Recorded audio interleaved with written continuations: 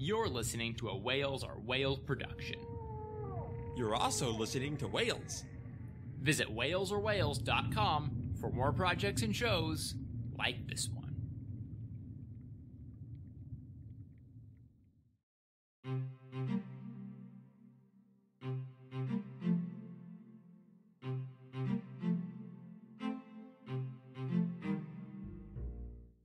Hello, welcome to Third Person, a storytelling podcast. I'm your host, Bryan, and joining me today are my two co-hosts, Steven. Hello, Steven. Hey, what's up? And Abigail. Hello. Is that just your thing now? I don't know.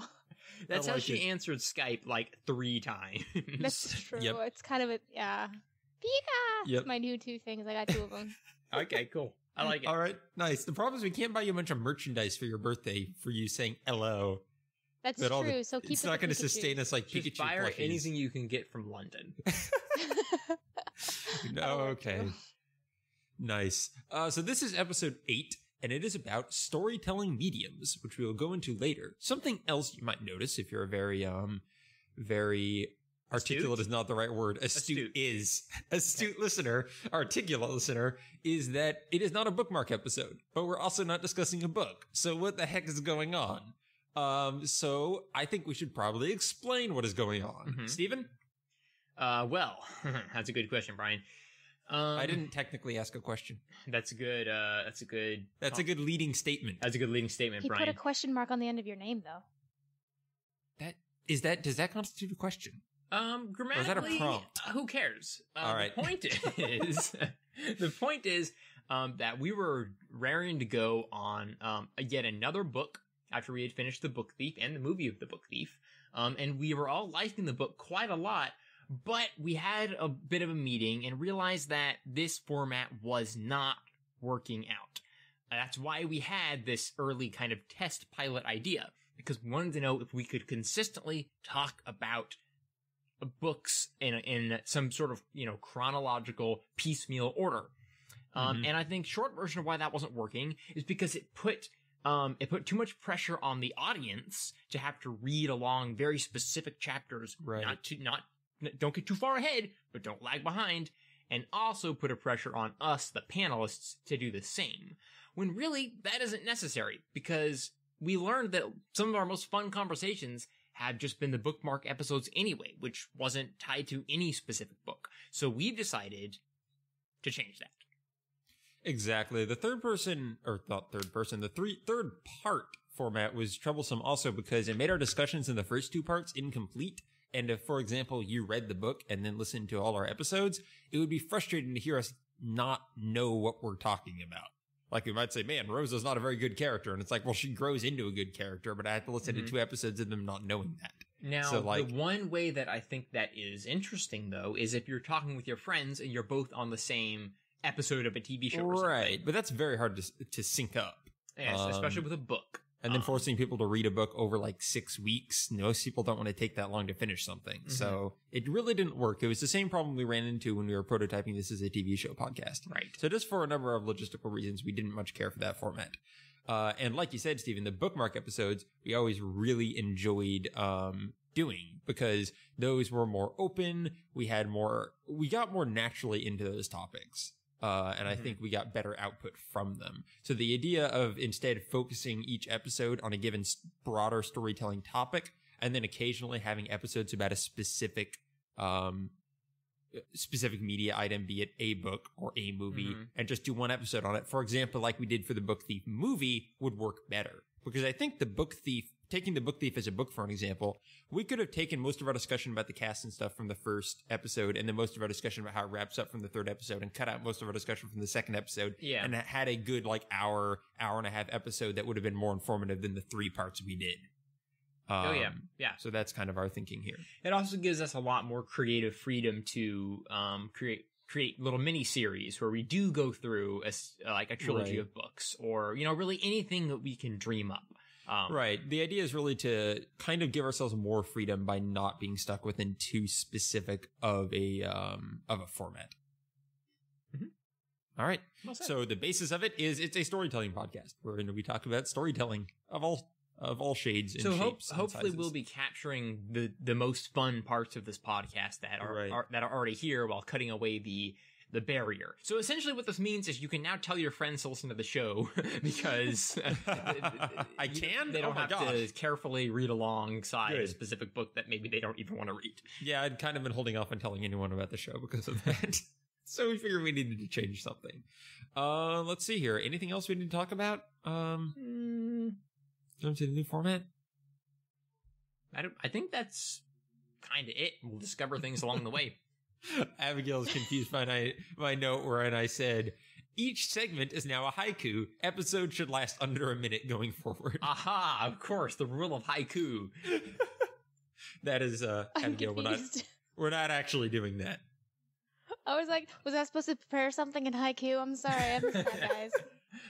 We want to make it easier for the panelists to keep up with the Abigail, episodes. that's for our new spin-off show, Haiku Hijinks, which I am going to be starting pretty soon.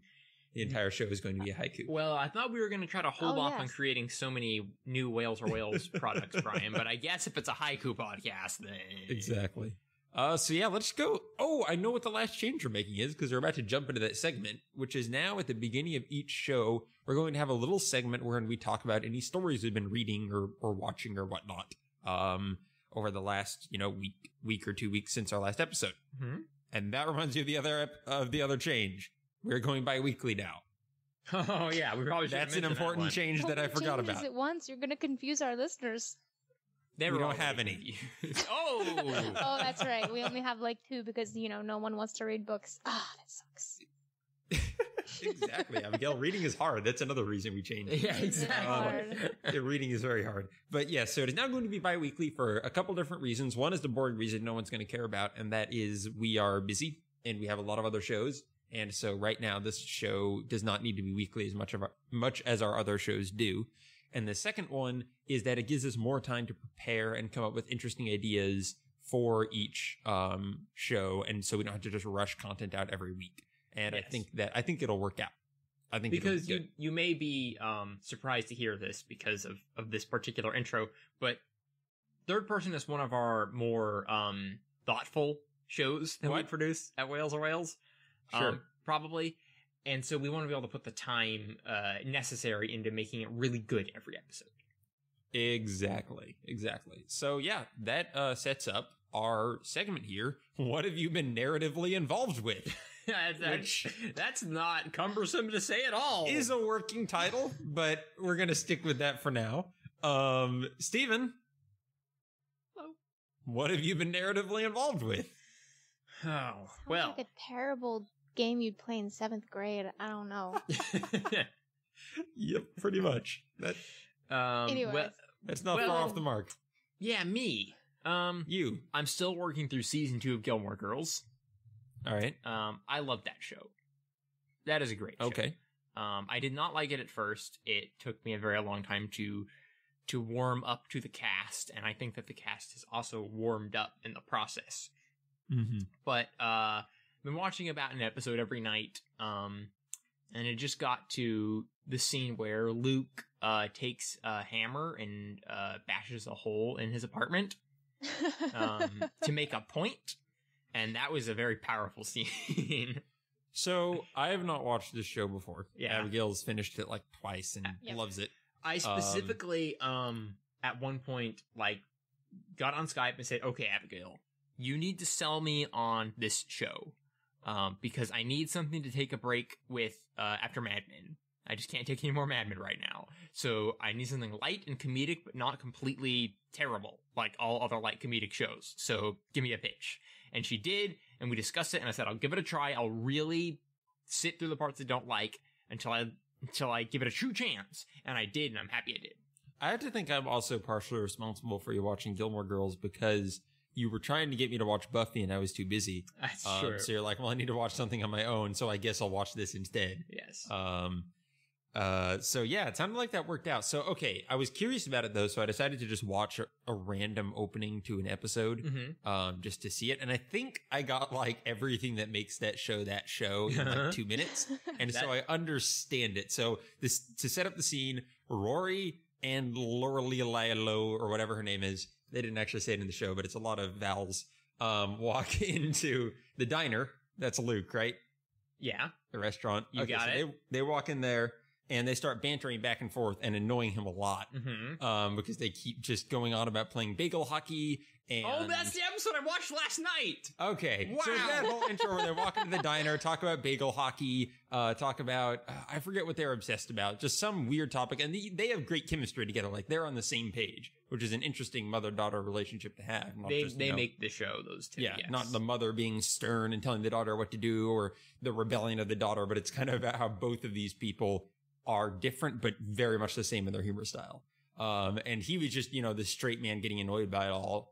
And then in the middle of that conversation, Rory's crazy friend phones her. And so you get the entire dynamic of that Asian strict Christian parent dynamic going on with her friend, and all of the jokes about that come into the scene. And they just do like 15 or more like 25 different gags, super light, very funny, very likable, and then wrap up.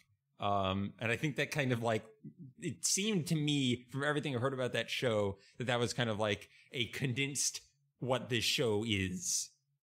That's pretty much what the show is. Yeah, it's pretty much. It will also be punctuated with drama. Mm-hmm. Okay. When Rory and Lorelai do have an argument, it's intense. It's intense. It's something to remember because it happens rarely.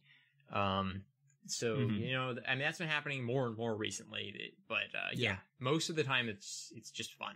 And yeah, my comment there wasn't to say like, that's all the show is, that's bad. No, I'm interested in watching it. It seemed really good. I just, there's definitely, the one thing I like about that show is the characters. Yeah. Like, there's really not much story. I would argue that there's not a ton of story.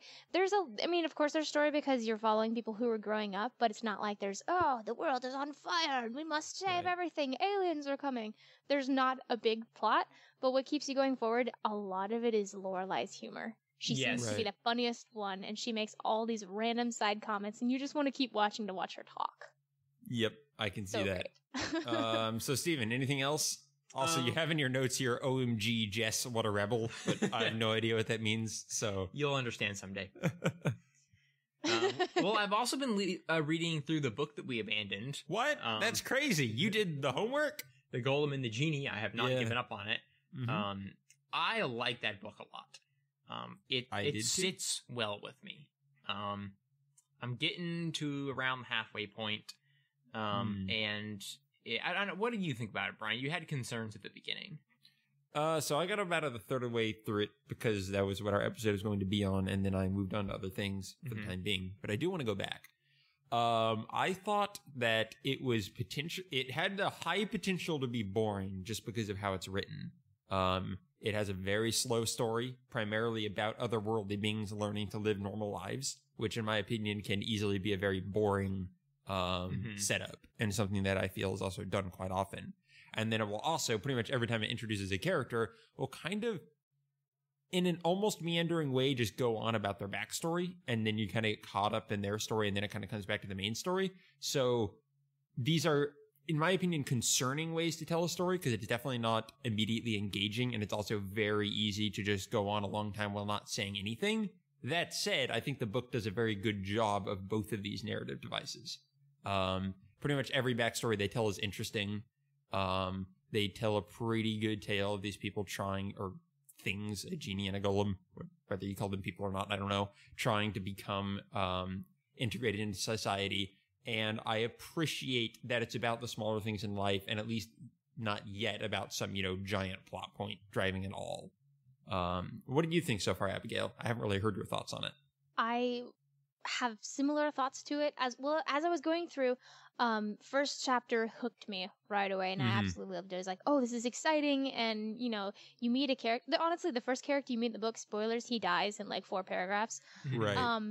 And it was really interesting to go through, and I'm like, oh, this is such great conflict. I can't wait to see what this golem does. Because, again, spoiler, it's her master who dies, so now she has no one to be subservient to. What's going to happen? And that was really fun. It did start to lose me, though, when it got into the backstories. I'm not a backstory person. I would prefer that to come out in dialogue or character expression. For instance, I did like the way that some of the characters, they had some previously established conflict, and it established that conflict without telling the entire backstory, and that was really well done. But I did have a question for Steven, because I'm not as far into it as he is, and I would like to finish it. Do they keep doing that throughout the entire thing, or do the backstories pretty much end in Act 1? Because I'm not sure if they're just introducing characters, or if this is a trope in the book.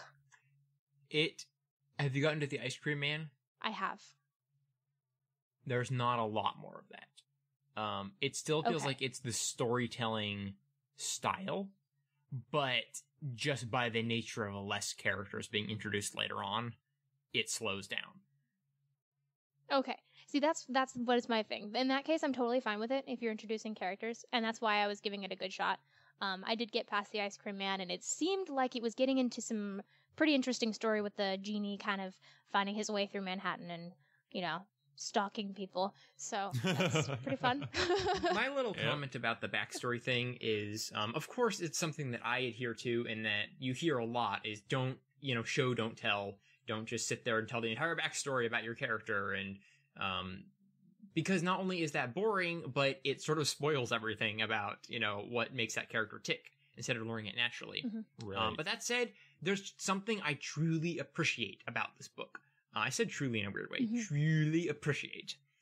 And that is the storyteller nature of this book. It kind of feels like it's kind of a, almost an Arabian Nights era cast, but in the modern day. So you get a very good, well-paced modern story, but I like that there are these little vignettes where everything stops and you look back in the past and you learn all about one specific person. Just get completely into their surprisingly compelling past, and then you move on. And then you come back to them later on. It's like, oh, this guy's back. That's awesome. I got so curious to know what was going to happen when he got to this point in the story. I'm listening to the audiobook, so it may be different in the written book, but something I agree with you in principle about that, but how the book is written feels like the author is losing his train of thought when he does this. Because it doesn't feel like, let me tell you about this character. Like if it was a little more poignant, if it was a little more of a storyteller role where he's like, now let's go into this guy's story. Or like an example I have is if you remember the Revenge of the Sith novelization in the movie.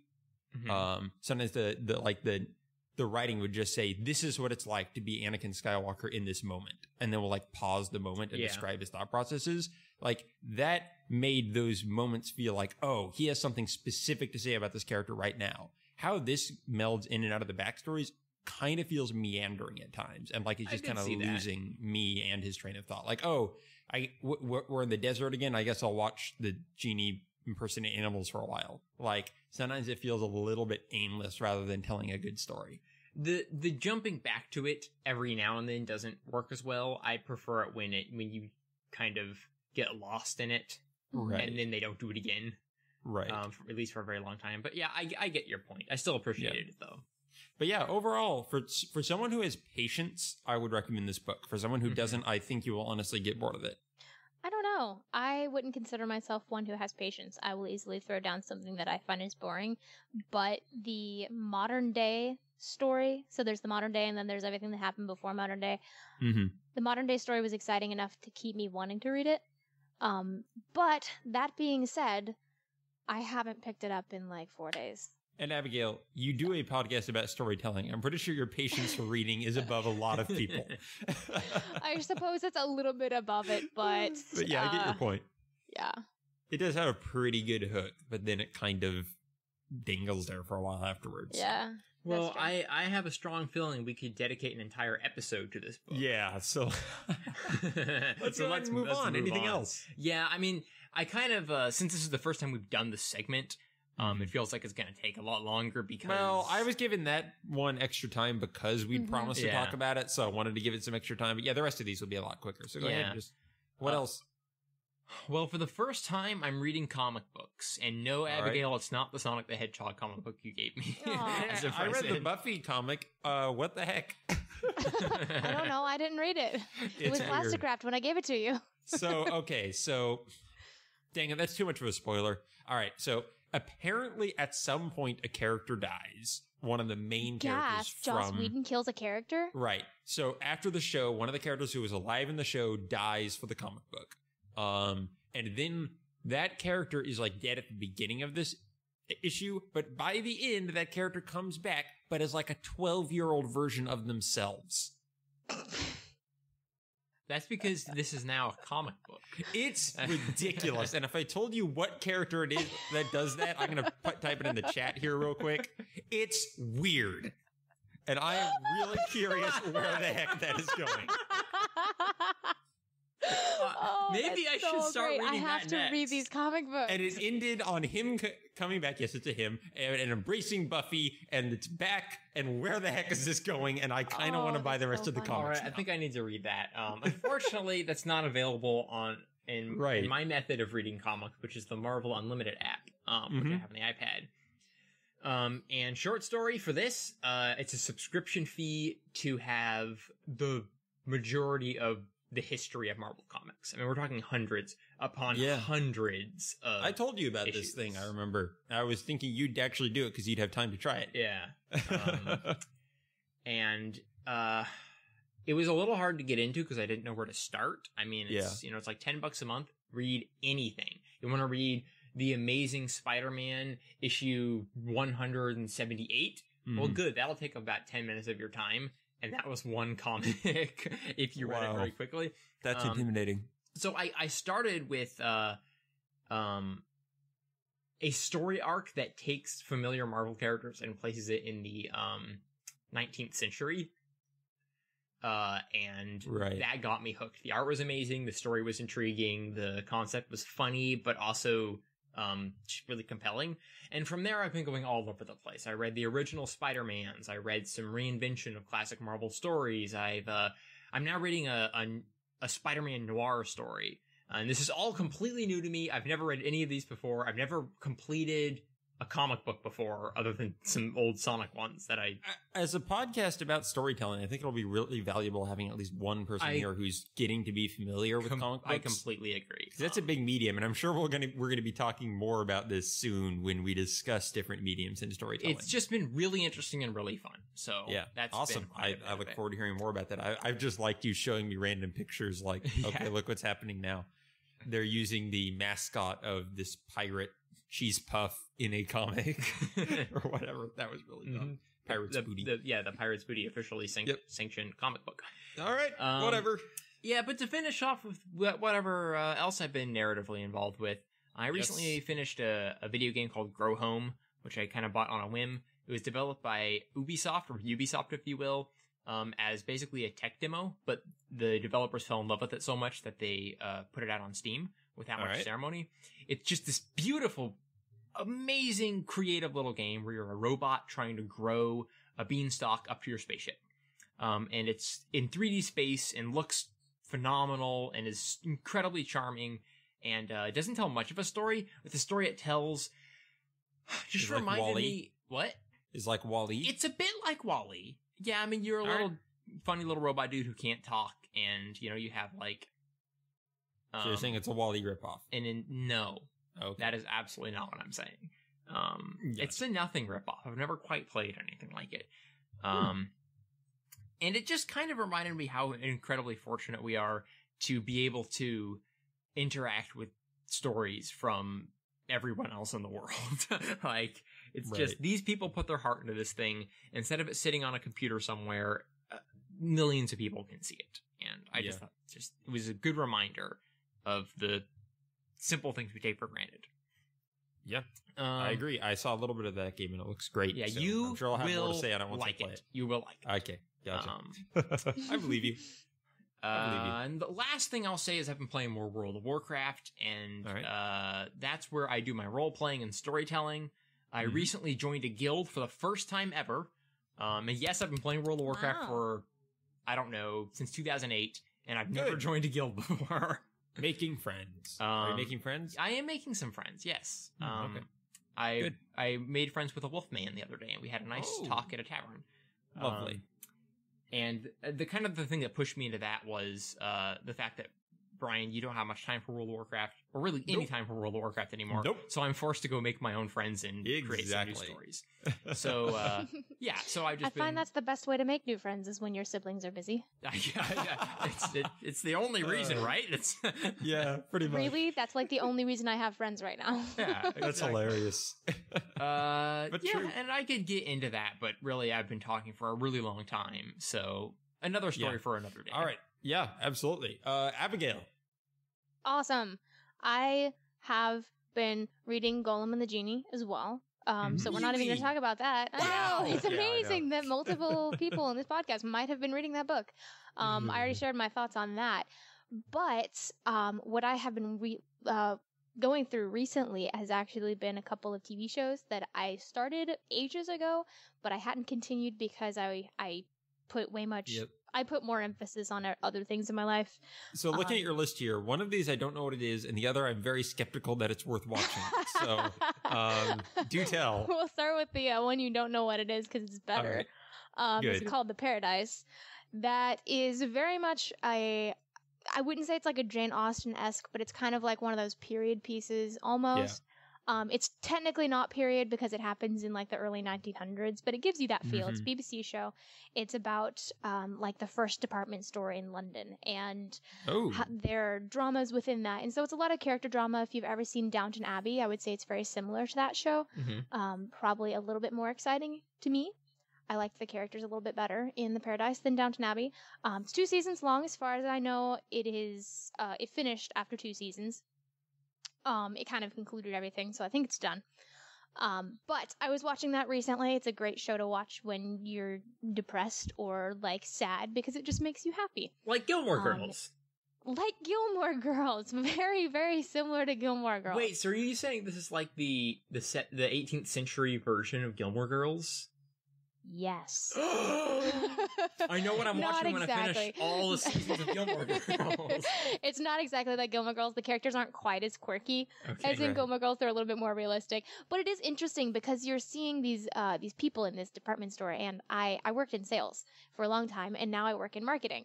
And so seeing these people coming up with these tactics for sales and marketing that is like completely new to people. And it's let's have these different stores participate and we'll give them 10% off if you get something from each store or whatever. Like all these little things that like, it's so revolutionary. And it's this, this girl who's presenting all these ideas, which is kind of like a taboo there because girls still don't do that. And so it's really interesting to go through and watch that. And I like watching how the characters grow and interact, and it's pretty fun. There is one character that gets on your nerves all the time, mostly because he has a beard and he's not very cute. But other than that... Wait, I don't think that would get on my nerves exactly, but I don't know. That does sound a little bit bothersome. Well, that's true. In Gilmore Girls, the most annoying character has a beard. And isn't very cute? Not at all. And, all right, and he's a little annoying too.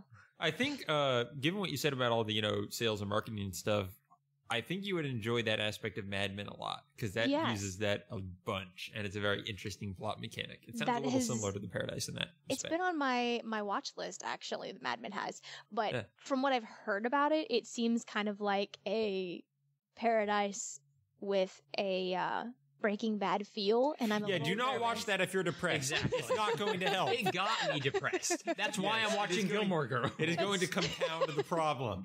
That is why I haven't seen it yet. It scares me. You need a lot of emotional, it's pretty crushing. You need emotional rapport that you can then use on it. Maybe I'll watch like one episode a week and then surround it with episodes of The Paradise. Yep, that sounds like a good plan. So, anyways, cool. So that's that show. So this other TV show here. Yeah, the other TV show has been I don't want to think because work is hard and long.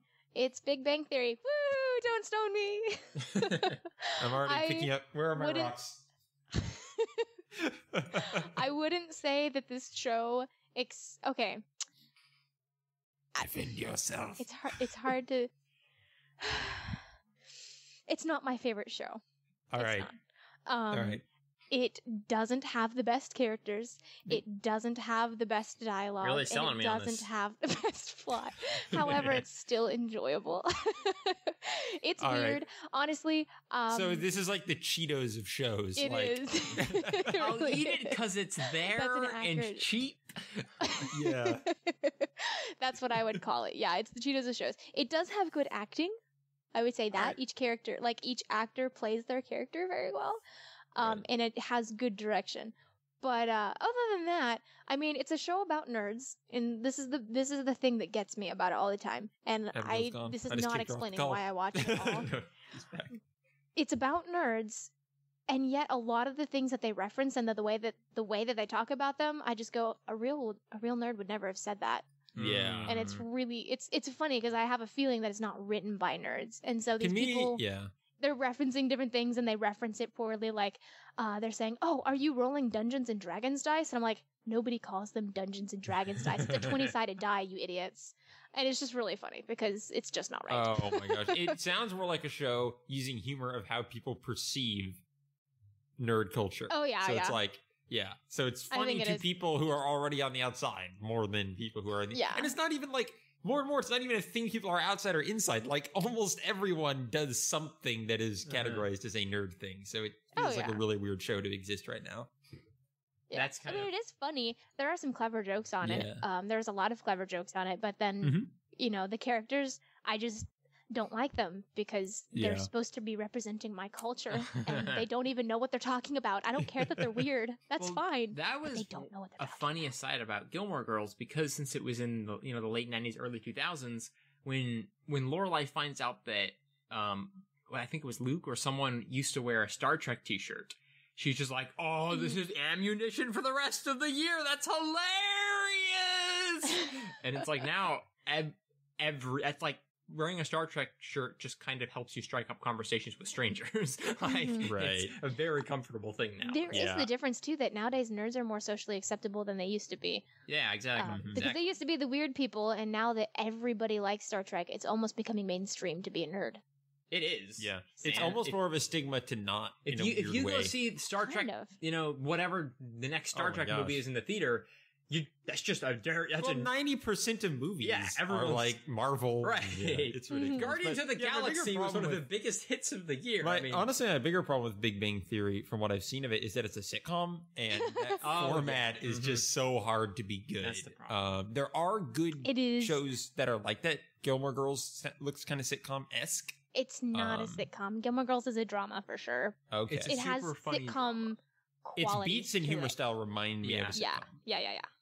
Yeah, I mean, Buffy has a lot of sitcom elements to how it tries to tell humor and so on. There are good things in there, but that traditional laugh Yeah. track 20-minute format is hard to make good, much Mhm. like crime dramas. They can be repetitive and boring. Oh yeah, Mhm. for sure. And Big Bang Theory, the reason it takes me so long to get through it, like I've been watching it for a couple of years because I'll watch it Right. and then I'll take several months off.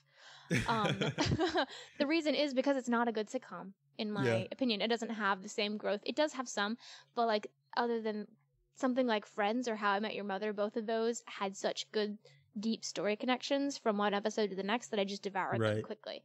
And they somehow worked really good stories into the 20-minute format, which I appreciated because I like short fiction a lot. Mhm. So that's what I like about sitcoms. Cool. But those are the only two that I've ever watched that I'm like, yeah, they're super good. Big Bang Theory did not make You're the list. not a Frasier person? No, that one was really boring. What? It's about a psychiatrist in Seattle. How could this possibly be boring? I know, right? You wouldn't expect it to be. All right. So anything else, Abigail? Yeah. Well, the last thing, I'm not really going to go into depth because it's not fiction or storytelling, but it I dare you. applies to our topic today. I've been Alright. listening to The Sacred Search, which is a nonfiction book. And the reason I'm including it is because it is an audiobook that I'm listening to. Mhm. And it's read very well. It is from a Christian perspective, so I mean, if you're not Christian, you probably won't agree with it. But it's basically about like dating and like boundaries and kind of figuring out who you want to be with in the future and whatnot. So it's a Gotcha. very, very good book. And so if you're a Christian and you're looking to start dating or anything, it's a lot of really good advice, like practical advice. Thank you for not saying, then use this online dating service. No, Mingle it's- sponsors this episode. Yeah. pretty Or much. if you're not a Christian, read it to learn about how Christians think. Like, that's what Yeah. that's Well, what I yeah. always want to tell people is like, if you're not an atheist, if you're not a Christian, if you're not a Muslim, don't not research and listen to Yeah. those viewpoints. Yeah. I should mean, do the hey, opposite. if you're not a Christian, it's actually still a lot of really good advice because it's very practical, kind of figuring out what you want out of life, how to find a partner that's going to fit with that, and things like that. So, I Cool. mean, it'll work for non-Christians as well. I just wanted to give you that Yeah. disclaimer. Yes. Don't Yeah, turn off. So you don't just pick it up stumble and say, into it, oh like, shoot, oh. she's a So be crazy like, religious lady. Oh, God. Yeah. But Gotcha. anyways, so I thought I'd bring All right. that up because of our topic. Yeah, well, I'm going to make my section really brief here since, this is the first time we're doing this and it's going a little long. And you're the least but- important of all of us. Mhm. And I'm the least important. And I've barely been doing any, primarily because my free time has mostly been going towards Hearthstone. I've recently been putting together a community night where a bunch of people get on Skype and play Hearthstone and talk for another podcast I listen to, a Hearthstone podcast called The Angry Chicken. So I've been making a lot of different friends through that and playing Hearthstone with them a lot. So that's been taking up a lot of my free time. And that's been super good. I recommend checking that podcast out. If you're into Hearthstone or Blizzard games, just go to their subreddit and you can find my posts there about doing the community night. And that has been good, but it hasn't left me a lot of time for other free time pursuits. Yeah, it's unfortunately. hard for you to find, a natural gap in your schedule to enjoy some super entertaining fiction. So, But okay, one thing I didn't put on here is something that I've been doing a lot for my listening time instead of audiobooks has been a podcast called Stuff You Should Know. And I don't know if you've heard of Oh. it before. Yeah. But it's super good. Highly recommend it. About 30 to 40 minutes, topics about everything. Listen to an episode on nuclear fission, listen to an episode on Jim Henson, listen to an episode on the civil rights movement. They just cover anything and everything, talk about it for 40 minutes. It's engaging, it's to the point, it's great information, so I highly recommend that podcast. awesome. I'm going to check it out. Yeah, I love it. And the last thing is I've been watching a TV show that I was recommended to me from one of the people I met at the Hearthstone gatherings. The TV show is Supernatural. It's a weird show, man. Have you seen it? I've seen 4 episodes. So, but how recent were they? They were the first 4 episodes. Okay, yeah, so that's where I'm starting as well. So how it was sold to me is that the guy knew I liked Buffy, so he's like, watch this show. And I'm like, okay. If you're going to recommend me a show based on my love of Buffy, then it's probably worth watching. Here's the thing about Supernatural, though, is it starts out, much like Angel started out, as a supernatural crime drama. They're tracking down monsters, they're solving mysteries, and it's one of the most formulaic shows I've ever watched because it's That's why I stopped watching it. opening scene, evil monster. Next scene, they start investigating. Midpoint, monster takes another victim. End point, the monster is taking a third victim, but they stop it. The girl thanks them, they leave and go to the next town. It's that formula exactly every time. With just changing out the monster. That's the fastest way to make me stop watching a TV show. I'm with Abigail. However, Right? my friend said they realize this, become self-aware, and it becomes crazy and interesting later on in the series, much like Buffy. I looked it up on Wikipedia, and critics and just how the show works definitely lends credence to this. I was reading something about the development, and the creator said at first, we were basically, the two main characters, Sam and Dean, were basically just a vehicle to bring us from monster to monster. Early on, we realized they were way more interesting to the monsters, and we started building the episodes around their character arcs rather than fitting them into our one-off monster arcs, which to me sounds like an amazing change. Mhm. And then on top of that, later on, they apparently abandon that formula completely and create this huge network of mythology and different characters and crazy self-aware humor. There's apparently one episode where the two main characters go to a convention where there are people cosplaying as them. It's it's a fan convention about them, so That's they go there, great. but no one believes that they're the real them. They think they're all cosplayers, so it sounds amazing. And I was looking for some of the so later funny. episode descriptions, and they seem to all be doing crazy, interesting ideas, much like Buffy did and Angel did later on. So I love the character writing so far. These are really strong characters already. The protagonist, one of the protagonists, Dean, in my opinion, is one of the most likable protagonists 3 or 4 episodes in that I've ever seen in a TV show. Normally it takes a long time for me to like a TV show protagonist, but he's kind of like Malcolm Reynolds in that he just I warmed up to his character immediately. And if they start, stop being formulaic with it and start creating interesting character arcs, I'm super interested to see where this show goes. And from what I've heard about what it becomes, I think I will end up really enjoying it. The one problem is it may take 2 or 3 seasons for it to really break out of this, because it's a 10-season show and is still running. So it's possible I'll start losing patience. My friend says that at least the format does stick maybe until season 2 or 3, but he says they do start coming up with really interesting character arcs even by season 2. So I'm going to stick with it and see where it goes. But I'm enjoying it. Quick side comment about this show. Since we were also talking about Gilmore Girls, the second, I'm sorry, there's 2 brothers in the Supernatural. The younger one, his name is Sam, right? Yep. He's in Gilmore Girls. Yes, Sam is played by Dean from Gilmore Girls. So that's so weird because his brother's Dean in this show. That's what threw me so badly when I first saw the show. I was like, wait, but Dean is that, and then Dean is weird. What? So it's kind of funny. So they do have really good actors. I think he's a pretty good actor.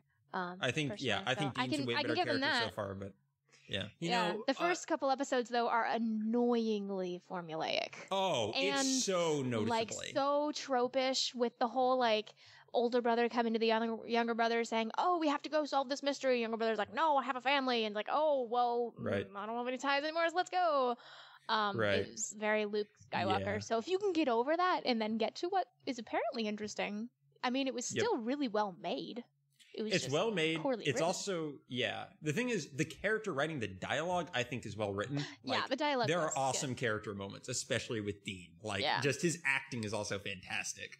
But I agree with you completely. If I had not been told that it specifically becomes self-aware and starts making fun of its own tropes, I would have given up by now. Yeah, because that's the first time I heard formula that, is so noticeable, like more than almost any show I've watched. And I think that's why they became why they realized it so much, is their fans kept pointing out. They're like, well, let's start having fun with this. So yeah, we'll see where that goes. If you're listening to this and have watched later Supernatural, you can, let me know. Does it stay good? And now we can move on to our main topic here, because that's what we've all been narratively involved with. 30 minutes later. Yep. I don't mind it since it was all interesting discussion. Yeah, it really was. That was fun. So that's actually, that's cool. And I think that's going to be a great running segment to go on through history, because we'll be able to check back in and see how you're enjoying Supernatural 2, 3. Yeah, there won't be as much setup time. Right, exactly. Yeah, I think it'll be really, really good. And it also dovetails nicely into our main topic, since we talked about pretty much every storytelling medium. Mm-hmm. And that's what we're talking about today, is storytelling mediums. And what we mean by that is like a book is a medium of storytelling. We don't mean like a psychic who's telling stories. In case you were my notes are obsolete. Man, I even had my medium sitting here the whole time. You were going to interview her. You can leave. It's fine. Yep. There she knew you were going to say that. Sorry, Valerie. Okay. Really, you laughed at my abysmal joke. All right, so the first thing I wanted to go over is, why did we choose this? I just got your joke, Stephen. Oh, thank goodness. Wait, what was your joke, Stephen? I didn't hear it. Nothing. I don't want to talk about it. I want to hear it. I said for... They're going to have to rewind and listen to it again and enjoy the joke like I did 3 seconds later. Actually, it was 30. All right, fine. I'll wait. So continue, host. So why is this our topic? And Abigail, you actually thought this topic up. So why did you want to discuss this, given where we're going with the show and all that? I think I want to discuss it because last week, or whenever it was that we were going to record our last podcast, I kept saying, hey guys, can we delay it a day? I'm sorry, I didn't get time to read. Hey, can we delay it again? I'm so sorry, I didn't get time to read. However, you two both have a business which involves lots of driving, and you listen to audiobooks. So you tend to have a little bit more time to read than I do, because mine was on a Kindle. So that in mind, I was like, hey, there's a lot of different ways to consume media, and I personally see strengths and weaknesses in all of them, and I will purposely pick different mediums for different reasons, and I assume that that's what y'all do as well, because y'all are very thoughtful people. So I thought it'd be interesting to talk about our opinions on the different mediums. Yeah, I agree. I think the other reason it was such a fitting topic now is we're expanding from just being a book podcast to everything. So in that light, let's discuss everything, because you heard our opinions on books and on storytelling kind of in general. But now you can hear like, well, if they're going to be talking about something other than books, like what do these people care about? Does this mean it's going to be a comic book podcast? Does this mean it's going to be a movie podcast? Like, it would be nice to know our preferences and our breadth of taste so you can get an idea of what our reference is going to be going forward. I would love for it to be a comic book podcast because I'd be the de facto intellectual of the group. Speaking of which, Stephen, why don't you go over like what your favorite storytelling mediums are? Why? All right, well, let's do this by walking through a day in the life of me. This could take a while. Okay, so I get up and let me tell you about the breakfast. Only 24 hours. But I think I tap into all of the primary and some of the very subculture-y storytelling methods. Right. But I use them all for different purposes. So Miming? Haven't gotten into that one. I just don't think it makes a great topic for a podcast, personally. But I could be wrong. I don't know, Steven. I saw this great miming act the other day. It was like, oh, that is emotionally That's moving. Awesome. Yeah. That's hilarious. Yeah. Oh. Anyway, that was way too much time for a dumb joke. Steven, continue. That was the perfect amount of time for a dumb joke. But like Abigail was saying, I actually don't, however, listen to audiobooks when I drive. Never mind. I listen to music when I drive. I am the same way. For whatever reason, I just love that moment of just I am the same way. being on the road and just hearing tunes in my brain. Yes. I do, however, listen to audiobooks when doing everything else. When I'm cooking, when I'm cleaning up, sometimes even when I'm just walking around the house, going from task to task, I'm listening to audiobooks or podcasts. But we'll focus on the audiobooks right now. And that's how I get through stories. That's how I appreciate the medium of books. I have people read them to me. I've gone through The Fault in Our Stars that way. I've gone through Lord of the Rings, not originally, but several times. Here's something interesting. Originally, I read Lord of the Rings to you. That is, well, we took shifts, actually. We read the book. Yeah, originally it was all me, and then later on we decided to start shifting it. That's true. But so that's interesting with the audiobook format, that even back when we had a big book to get through like that when we were really young, we decided it was more fun to read out loud. Which means that we were like trying to pronounce all of the names. Oh, you mean Gleamy? Yeah. Yes, Bryan was, I don't know how I came across that. Gimli was called Gleamy for the first half of the book. But anyway, I don't really read very much at all. I own a Kindle. I think the Kindle is great, but that's just the one thing I don't do very much. I prefer to be read to. It's just too efficient. So this is probably something we should go over. Stephen is not, in fact, literate. We're working on this. I didn't want you to tell our podcast. We're trying to be sensitive. He can fool you because he speaks really well, but that's just comes speaking in a pretty face. That's all he's got. Yep. Yeah. That's highly debatable, but however, it's all audiobooks, man. Like that's how I've gotten through so many stories in the past. At least the past 5 years or so. Yep. So that's kind of my main storytelling medium. I also greatly enjoy TV shows, and I believe it was C.S. Lewis who said something to the effect of Gilmore Girls is overrated. Oh man, that would be the most wrong thing he's ever said. But no, it's something like eating and reading are two activities that go admirably together. Combine admirably, something like that. That's a good quote. To that, I say Netflix was not invented during your lifetime, sir. Because I watch an episode of TV via Netflix pretty much every night with dinner. It's like habitual. Eating and reading are two pleasures that combine admirably. That is the exact quote. Okay, thanks, Brian. I was close. You're welcome. No, that was C.S. Lewis. Thanks, C.S. Lewis. Glad we could have you on the show. My life is complete. Continue.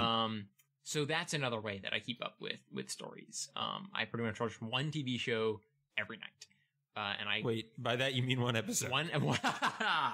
Binge watching, man. No, yeah, I watch one episode every night. I'm going through Gilmore Girls right now, and I I combine that with eating because it kind of kills two birds with one stone, and it's quite enjoyable. Exactly, and that is something that is interesting about your TV habits. Is you do not binge watch? No, like ever. That's strange for modern Americans. It very much is, and Brian and I have had many confused conversations. I am exactly the same way as you, Steven. Yeah, well, you Not exactly the same way. I often can't get into the habit of every night, so it takes me forever. Abigail, are you one of the great marathoners of our time? Oh yeah, absolutely. I watched pretty much. I think I watched 7 seasons of The Office in 7 days. That's unbelievably depressing. She finished like all of Buffy over like a couple weeks. Oh yeah, I was watching it nonstop. I woke up, watched Buffy, brushed my teeth, watched Buffy, went to work, was singing Buffy in my head, came home from work, watched Buffy, went to sleep. Did you so you didn't get burned out? You didn't feel like you just had too much? Towards the end, I kind of did. When season 6 started rolling around. When season 6, but at the same time, they thought it was going to get canceled at the end of season 5, so season 6 and 7 were just ridiculous. Yeah. I think we won't go into that, but it's crazy to watch. I mean, it was still addictive, and I still loved it. It's still one of the silliest shows that I've seen, and I think Bryan gives it way too much credit, but hey, it was a good show. And all of that is probably true. Buffy still is the best television show ever. But there you go. Whatever. I have indoctrinated him. I'm sorry. You know what? I think Serenity is just better, even though it, Wait, Serenity or Firefly? I meant Firefly. Okay, of course I did. Stinks. Yes, you're right. They suffer from the same challenges though, with like the direction of the plot, but the characters are great. Yeah, yeah, and characters are really what matter to me in the end. Yeah, it's true. And that's, I think, one reason you gravitate towards TV shows so much, is TV shows, when done, in my opinion, right, or when done in a way that I enjoy, is they can handle character arcs like no other medium can. Yes. Because you've got the live acting and the emotion of a movie, but you've got the long-form storytelling of, like, a really good book series. Exactly. Movies often, and I think that was the problem with Serenity, is they had to be focused on big-budget action bits, or this one driving plot point, or this, maybe if they have a character arc, it's like this one really emotional character arc that starts and finishes within 2 hours, which is very, very different from the type of character arc a TV show Right. tells. That's why I love discovering a new TV show, because especially the way I watch it, it means I get to, hang out with a cast of characters that I hopefully love for just a little bit every day. And so it really feels like a long form journey that I'm going on. And when I look back to season 1, it's like, wow, that was literally weeks or months ago that we started this adventure.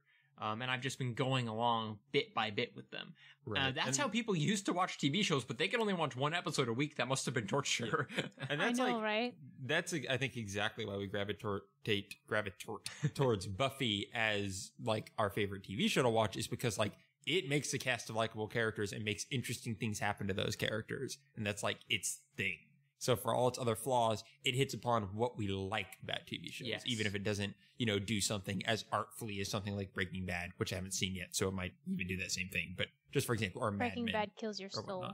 Exactly, and that's not what I'm looking for in a TV show, even though it probably Buffy is kills kind your of soul. like the happy version of Breaking Bad.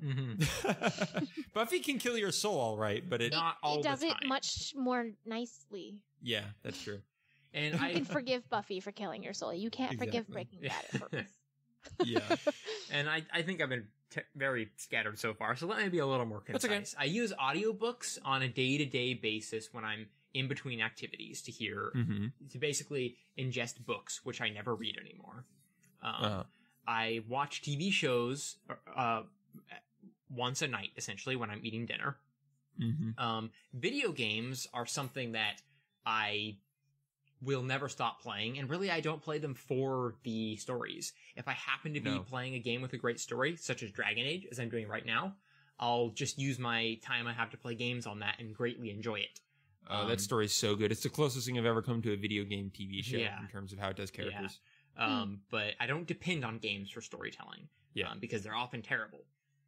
And then I suppose we move along to movies. I'm still feel like I'm a movie dunce. If I were to name all the famous movies I've never seen, so many people would just be angry with me.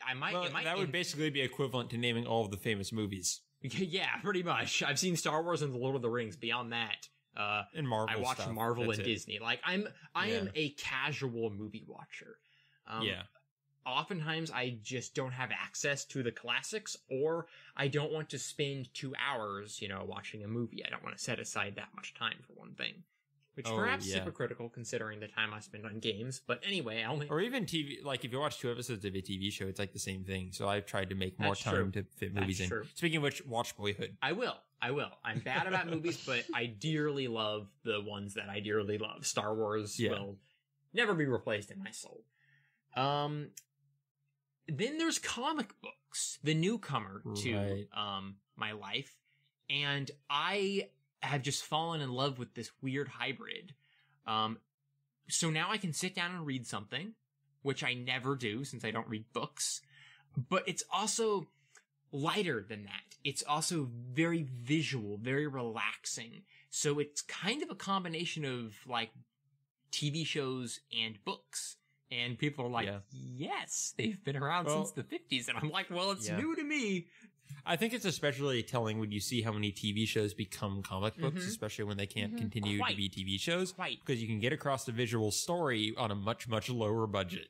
So this is becoming a thing where if I have a weekend and it's a beautiful day outside and I just want to relax, I'll just read some more of the Spider-Man comic. If I have literally 10 minutes before bed, I'll make it through 5 panels of whatever I'm currently on. And there's no, I'm paying the subscription, so I have all of them for free. You know, I mean, if you think about it that way. And or rather, they get cheaper with every one you read. As long as I'm going to read like more than 2 comics every month, and so far I've been able to get through like 10, I'm saving an incredible amount of money.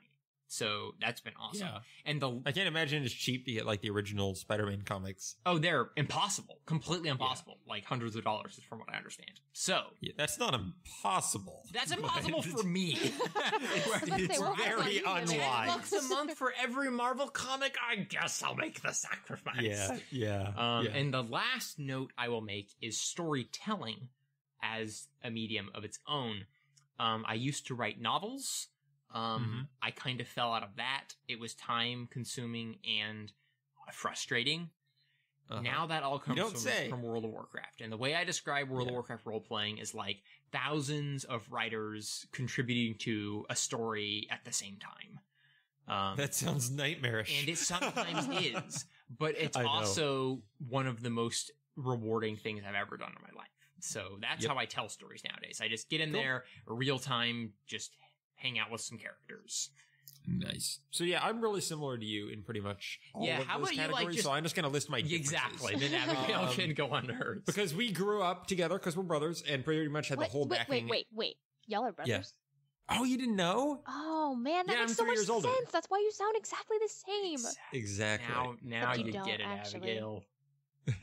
Okay. Yeah, we sound less alike, I think, than we used to. But anyway, so we grew up together, complete same like literary or storytelling background. Like anytime I would find something cool, I'd make Steven watch it or try it, or anytime he'd find something cool, I'd try it. So we had the whole almost we had the exact same log of fiction we've read or whatever.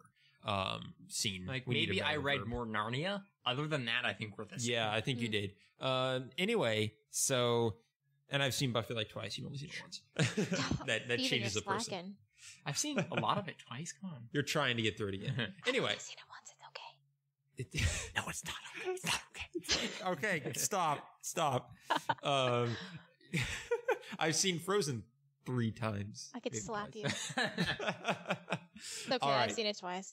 There we go. I think we're actually in the same number. But anyway, to our differences, reading, I actually have somewhat of a place for that. I'm not making as dedicated an effort to read as I used to be, but reading is a few places for me. Typically, nonfiction stuff I read. So if there's a nonfiction volume I want to do, it's more likely I'm going to read it than I'm going to listen to it, because I find that I collect the data better if I'm focused on it, going through it at my own pace, and being able to skip parts that aren't relevant is very important. But that doesn't really help for the storytelling bit. I'm just talking about for the reading bit. In terms of reading stories, again, sometimes I'll just do it for a story I really want to focus on and really want to take the time to delve into and not have as much of a passive thing going on in the background. I think The Book Thief was one that I really enjoyed reading the portions of it I did, because it was very much, it was like even the formatting of it worked to being a book better than it did being an audiobook. So I agree with you that it doesn't have a huge place, but I do sometimes make it. And I do want to note that it's not that I don't think there is value to reading a book. Right. Reading The Lord of the Rings is just in so many ways superior to listening to it. But nevertheless, it's quite a time investment, and you have to pick your battles. Yeah, exactly. Also differences, I don't do comic books, so I'm not there yet. I do TV shows pretty similarly to you do it, but I kind of drop in and out of it since I don't always have time for it in a night. You are much more consistent because my meals I typically eat really quickly, so I don't necessarily. I might be in the middle of something else and not want to sit down for an hour, and I might want to spend my night on doing something else. And the last thing is in terms of storytelling, I would add writing scripts for audio dramas into there in some way. I tell it's stories. rare that we do that, but boy, is it fun when we do. Yeah, primarily goofy, humorous shorts. But I love doing it. It's funny that neither of you seem to be really into the whole sitcom style of show. And yet I write them. You write it. I know. Very, very well. Have you ever listened to them? Or have you just seen Steven's little video? I haven't. Yeah, I haven't seen. I haven't listened to audio dramas yet, but I did see Steven's video he made for you, and that was. The thing is, I love the sitcom premise. I just don't like sitcoms. Right. That's the thing. The reason sitcoms frustrate me is they don't do it well. They do easy jokes consistently. They have laugh tracks.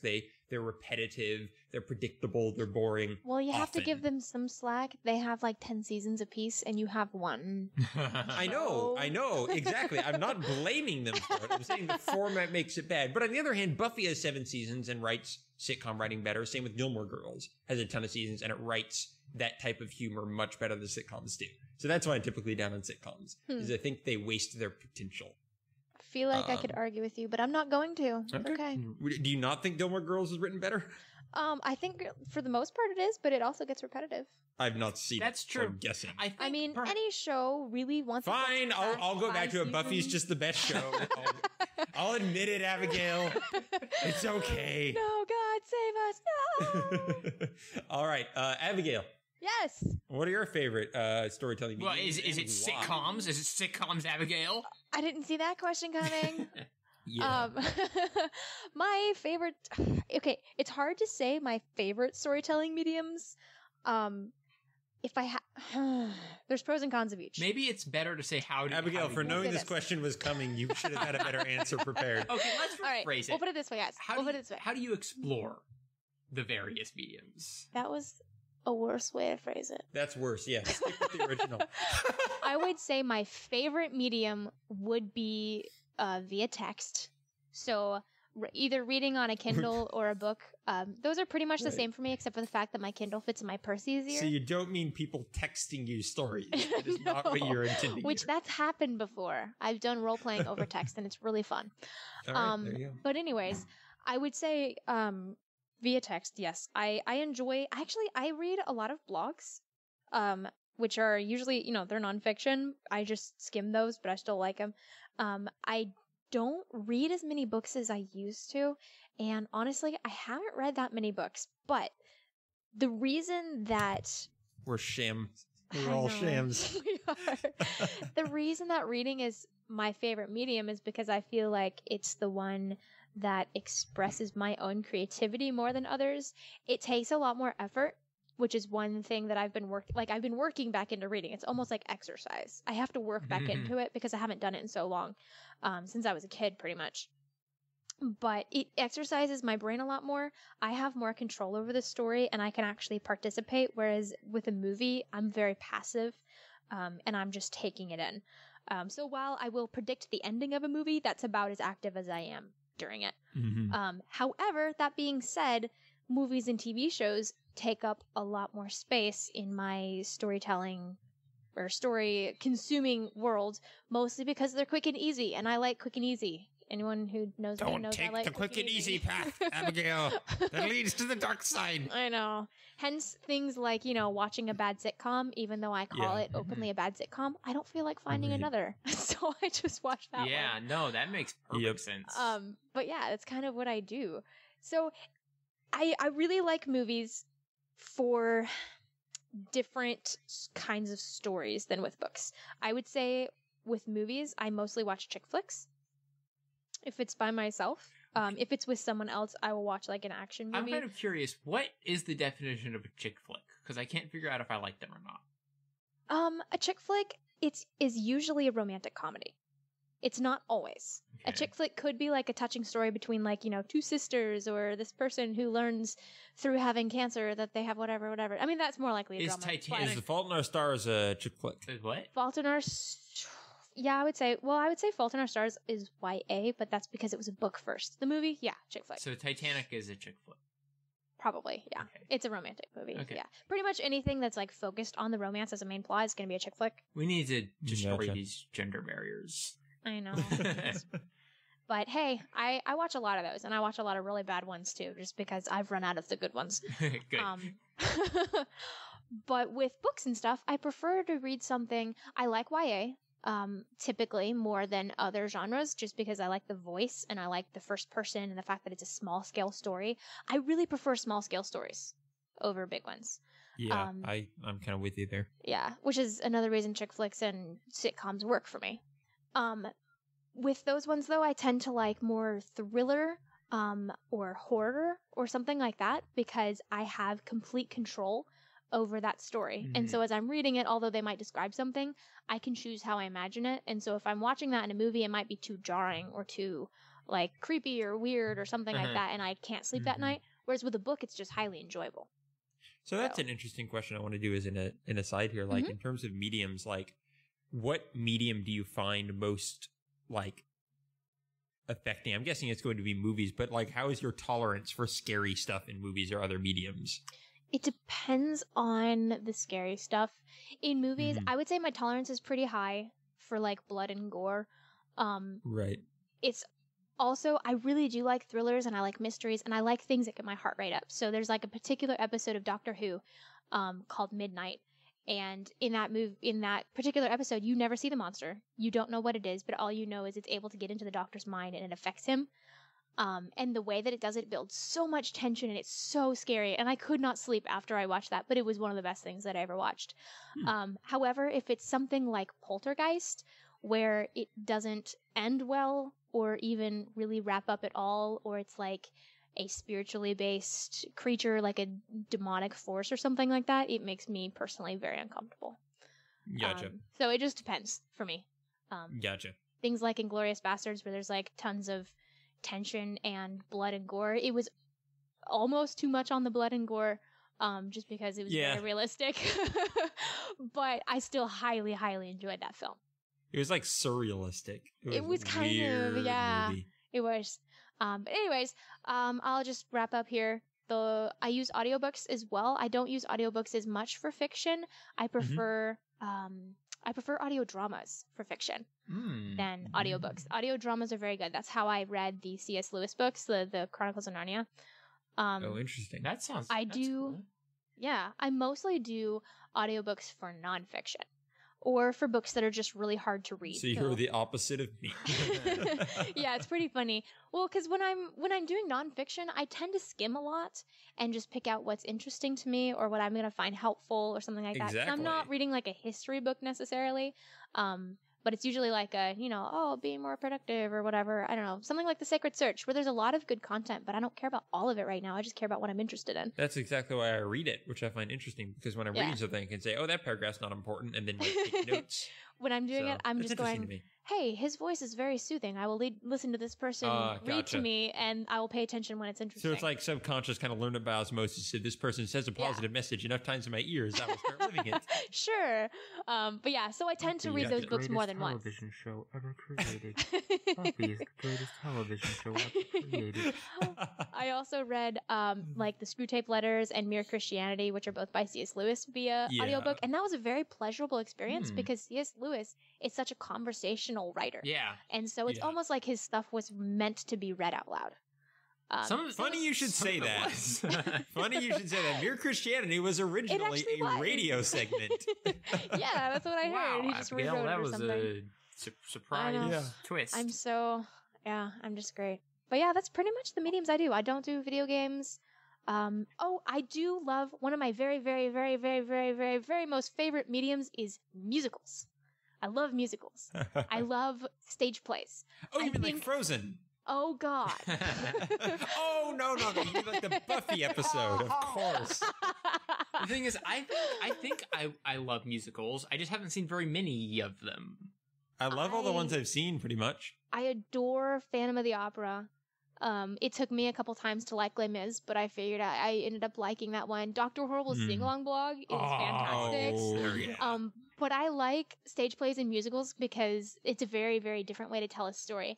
And the way that the characters interact is very different because, for instance, the actors have to project more than they do in a movie. So it's obviously a presentation, but it's kind of like that perfect mix between a book and a movie when you get to see a stage play live action, like in a theater, because you have to use enough of your imagination to fill in the holes, but you also get a little bit presented to you. So I thought it was much more active than watching a movie, which is why I right. Well, it's interesting because it's a representation of emotions. Oh, Like, absolutely. obviously, in a story arc, the people aren't literally singing out their thoughts, but it's a bigger than life representation of what they're going through or what the problem is. I think Disney animated films capitalized on this a lot in their storytelling, and to very good effect. Disney perhaps single-handedly kept the musical alive in the mainstream.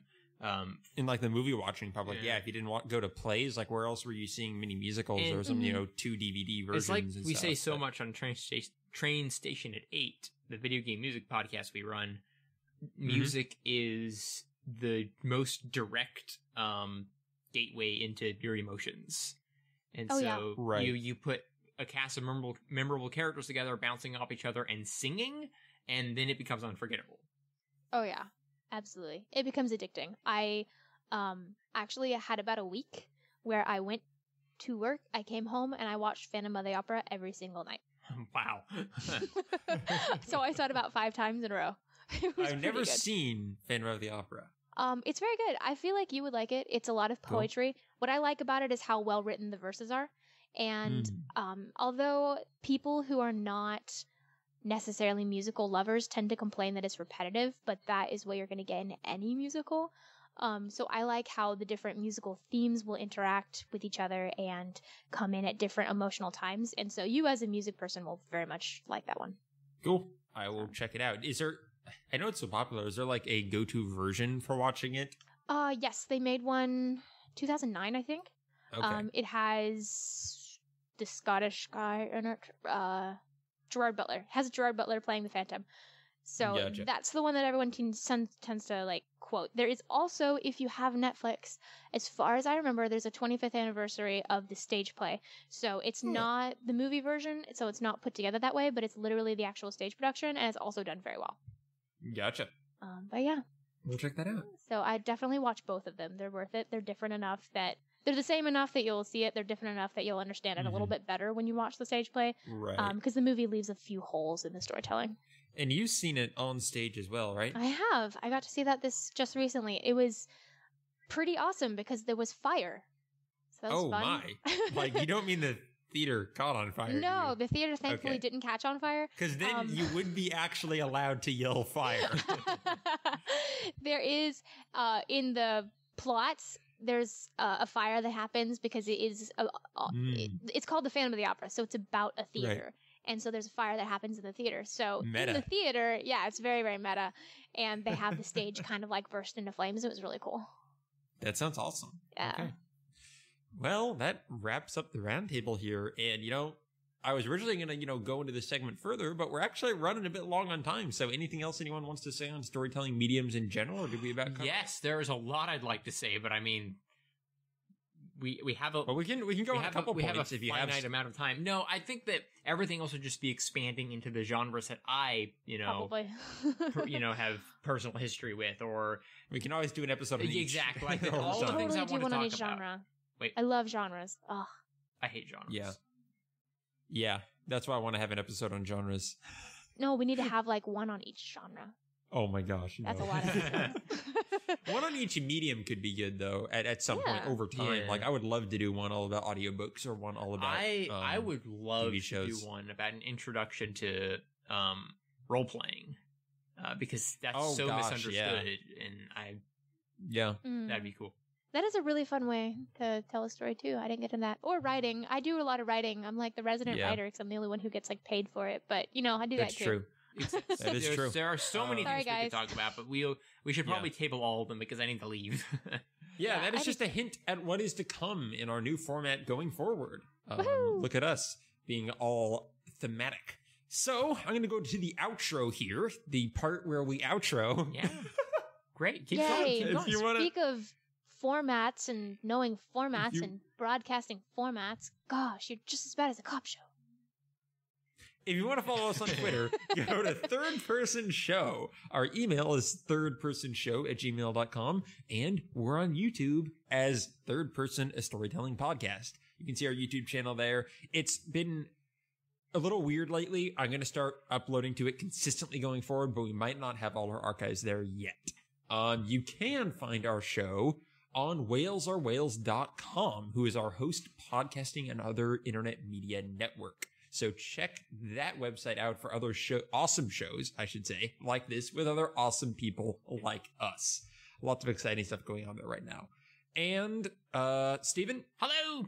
where can people find you on the internet? Well, Twitter's a nice place to find me. I'm tweeting again these days, Stephen Kelly 180. And most of my internet output is at whalesorwhales.com. Gotcha. Also, if you're on the World of Warcraft servers, that part of the internet, I'm on Wormrest Accord, and my main character is Sharena. So if you want to know more about that, and you want to, I don't know, learn about role playing, then that'd be fun. So that's SHARENNA. RENNA. Okay, Sharena, cool. she's an elf. She's an elf. Nice. Abigail, Yes. where can people find you on the internet? You can find me on Twitter. I am the Thinky Reader on that. You can also find me at my blog, aimlesshyperbole.com. I am writing on that a lot more often nowadays, I've been pretty noticing regularly. So it's just my random thoughts on life. I also have a Facebook page for that one. So if you want to follow it, that's probably the most reliable way because my subscribe just doesn't work very well on the website. Mm-hmm. So that's also Aimless Hyperbole. Yeah, I should mention we're also on Facebook. People tend to use that, so check us out yes. there. Mm-hmm. As for me, on Twitter, I'm Lord Meldor. That is Lord Meldorr. I'm also, well, don't friend me on Facebook. We don't know each other that well yet. But I'm also part of the Train Station at 8 podcast, which is the video game music podcast that I do with Steven. And yeah, also doing other stuff on Whales Are Whales. And that should be all the important places you can find me right now on the internets. That'll do it, everyone. Thank you both for coming here and talking for like an hour and a half. Well, You're welcome. yes, I good also friends. admit that you are welcome. Good, because we're doing it again 2 weeks from now. Fantastic. All right. Goodbye, everyone, and go hug a book / movie / TV show / audiobook / comic book / We audio officially drama need a new outro. / musical /